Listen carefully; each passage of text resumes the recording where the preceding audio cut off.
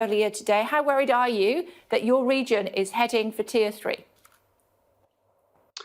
Well, we always review the evidence, Kay, always, and we'll take whatever decision is needed to protect our residents. Back in the summer, we took a very difficult decision when the government asked us to go under restrictions, and we did that. But, we're in a very different position to the Liverpool City region. I was surprised to hear all of yesterday the Prime Minister and other ministers saying we were effectively the same. We're not. In Liverpool, some of the boroughs have over 600 cases per 100,000. We don't. We don't have anything near that. And the average number of cases here is quite a lot lower, as is the number of people going into hospital. So it's a different picture, but we're not complacent, Kay. We remain vigilant and we will do what is needed to protect people. How much pressure are you under from Westminster, Downing Street, particularly in order to move in to Tier 3? Yes, there is pressure, and it was certainly piled on yesterday. But we have serious doubts about Tier 3. And let me just explain what they are. Two main ones, Kay. Number one, there is not a proper economic support package, not just a local furlough scheme that is comprehensive, but also no scheme for people who are self-employed, no wider business support scheme. So to go into Tier 3 is to accept significant harm to the economy, and we are not prepared to do that in any way lightly. But the second problem is we don't think the evidence is there to say that the Tier 3 measures will get results. And actually, the Chief Medical Officer said the same last night. So this is where this takes me, Kay, in terms of my thinking. Is it going to be better to have large parts of the country suffering under Tier 3 with all of the economic harm that that does, with no real results coming from it, which is basically what we were told last night? Or would it be better not to do that and at some point consider a circuit break? I certainly would prefer that, the latter, rather than places being forced into Tier 3, all of the economic damage that comes with that, but without the real results in tackling the virus. And I think that's the question for the government this morning. So you would support a national rather than a regional lockdown? A circuit break, as proposed by Sage, I think is preferable to a situation where the government, one by one, pile the pressure on local areas to go into Tier 3, sort of grind them down and force them into Tier 3. As I say, that will be a path to hardship for people, redundancies, business failure. Why would we do that lightly? Why would we just sort of roll over and accept that? We're not going to do that. And what I'm saying is, if the alternative is a shorter circuit break, then certainly I would much prefer that, and I would support that over this sort of process of putting people into Tier 3 and letting them suffer away without the economic support that they are going to need. We were given the impression by the Mayor of Liverpool and the City region that they didn't really have much choice and they found themselves in Tier 3. They tried to resist. They didn't feel that they were necessarily supported by the government as much as they would want to be. What if you're pushed into it? What are you going to do if your back's against the wall?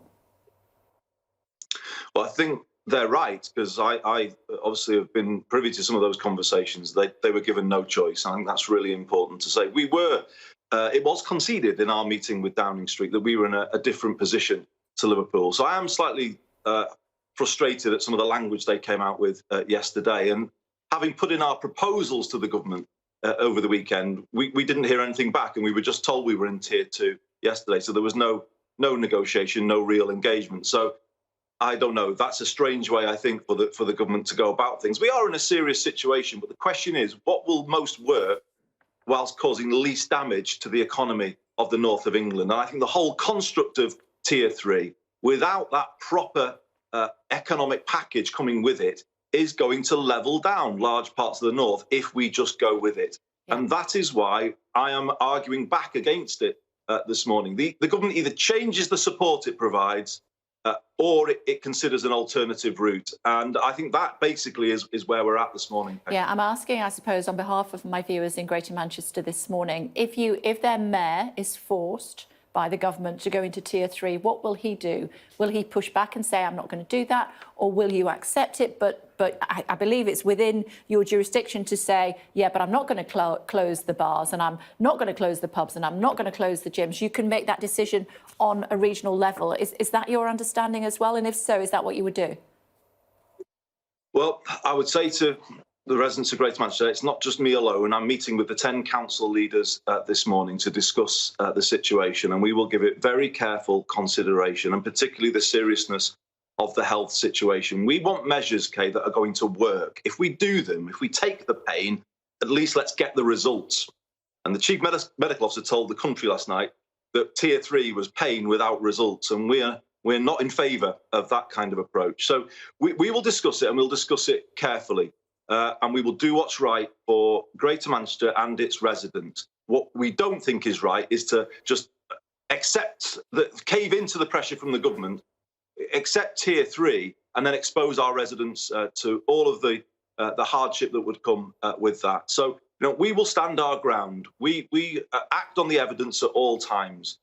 We've called things often correctly throughout this. To hear Robert Jenrick saying, "Oh, it's wonderful. You know what? Councils can do contact tracing this morning." He's always come up with a great idea. We have been saying that all year, and he hasn't been listening. So I'm afraid, we're not going to just be kind of told what to do by the government. We will take our own decisions this morning, and then we will enter discussions with the government. But as I say, large parts of the poorest parts of the country suffering under tier 3 all winter is not something that appeals to me. And the World Health Organization said last week there was one sure thing about lockdowns: they make the poorest in society even poorer. And I'm afraid the government has not come up with measures that will stop that happening. Yeah, I suppose what I'm looking for, Mr. Burnham, is clarification for the people that you are representing. That's obviously why you've come to talk to us this morning. Are you saying if Downing Street tries to do something in the northwest that you feel is detrimental to the health and economic well-being of the people that you represent, you will ignore them? No, I'm not saying that, because in the end, the government can impose, and they can impose the law on us. So, no, I'm not going to get into a pointless, gesture politics. No, but what approach. You can do, Mr. Burnham, if I may just interrupt, what you can do is it is then left up to the regional decisions, is my understanding. I may be wrong, that you can then decide what level of lockdown that might be, in whether the pubs need to close and whether the restaurants need to close and whether or not we need to see gyms closing and that sort of thing. Is that your understanding? Oh, that's right. Okay, so what the government are saying, that there'll be a baseline level, so the closure of pubs, but then other things are at local discretion and for discussion with the government. And we'd like to get back, actually, to having a proper discussion with the government about these things based on the evidence. We don't have evidence that pubs are a major cause of spread of the virus. And actually, I come back to something I've said before. We certainly have growing evidence that the 10 p.m. curfew is actually counterproductive, in that it is creating more social gatherings in the street, in the supermarket, in the home. And that, I would say, is a further contradiction in the government's tier system. Some of its policies are actually achieving the opposite of what they want to achieve. So now we've gone through this sort of pain barrier with the government. Let's just now have proper engagement to sort all these issues out. But I do think a circuit break could be a preferable way of dealing with the rising number of cases, resetting test and trace, rather than just everyone being forced into tier 3 and that causing just gradual damage to the economy over the winter and leaving the north of England basically shattered on the other side of this pandemic. OK. A final thought before I let you go over. I may, please, Mr. Mayor, why is the north so much more badly affected, northwest, northeast, particularly some regions in the Midland, as opposed to London and the southeast? Well, the Deputy Chief Medical Officer said it yesterday, didn't he? There was a recognition there that national lockdown was lifted too early for the north. As I've consistently said, it was a decision taken more with London in mind. The lockdown was lifted when cases were still too high here. Then everyone was encouraged down the pub and to eat out and all of that. And we've struggled to get our cases down ever since. And I think that is, when the story of this is told, okay, it's 3 times higher than it was in London. And I think that explains why the north has struggled. And those politicians who seek to blame the people here as an easy way of of kind of shifting blame from themselves, I'm afraid got their answer from the Deputy Chief Medical Officer yesterday. But could you not have imposed a regional lockdown, as we saw regional lockdowns in Leicester and the like? Was that not your role to do that? We did. So we've had a lockdown for 10 weeks.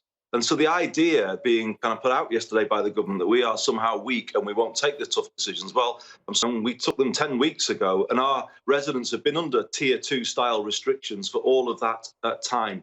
And that is a big ask of them, actually. And to kind of minimise that, I think is wrong for the government to do that. So we've taken those tough decisions. We're just of the view that we think these halfway house lockdowns of the kind being proposed in tier 2 and tier 3 have limited effectiveness. I think they dampen the figures, but they don't bring them back down the other way. I think only a circuit break would do that. And then out of that, a fully functioning, localised test and trace system. OK, very quick thought before I let you go, Mr Mayor. You were previously Health Secretary, of course. I've grilled you many times in that role. How much sympathy do you have for Matt Hancock at the moment? Well, I've said all year that I do. You know, no one envies the position that the government is in. It's a tough place for them to be. But in the last few days, that sympathy has worn very thin because they've just been handing down judgments, briefing newspapers, not working truly in partnership with us. You can't tell everyone who works in pubs in the north of England at 10 p.m. on a Wednesday night that their jobs are going to disappear in a few days' time. And that's just arrogant, I'm afraid. So, yes, I have sympathy, but why do they keep treating people in this way, where they kind of making leaks and briefs to newspapers without being straight with people about what they're going to do? So I have sympathy, but I don't appreciate the style with which they're governing at the moment.